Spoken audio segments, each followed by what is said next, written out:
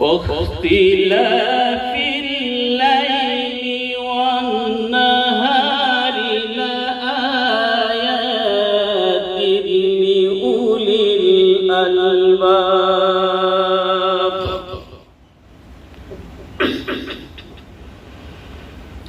الذين يذكرون الله قياما وقعودا وعلى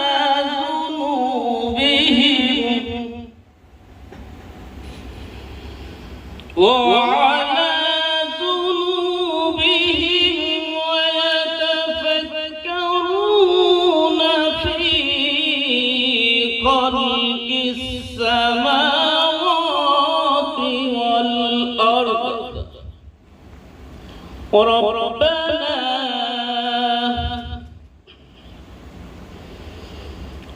ربنا ما خلقت هذا باطلا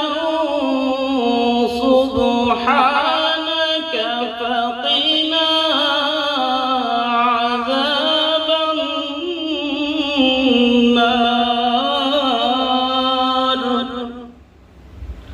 فقنا عذاب النار সূরা আল ইমরান আয়াত 190-191 ইরশাদ হচ্ছে নিঃসন্দেহে আসমান সমূহ ও জমিনের নিখুঁত সৃষ্টি এবং দিবারাত্রি আবর্তনের মাঝে জ্ঞানী লোকদের জন্য অনেক নিদর্শন রয়েছে।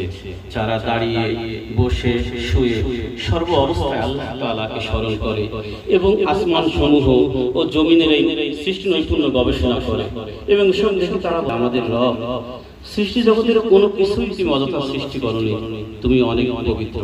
অতঃপর তুমি আমাদের জাহান্নামের কঠিন আযাব থেকে মুক্তি দাও। বারাকাল্লাহু লানা ওয়া লাকুম ফিল কুরআনিল আযীম। আসসালামু আলাইকুম ওয়া রাহমাতুল্লাহ। আলহামদুলিল্লাহ।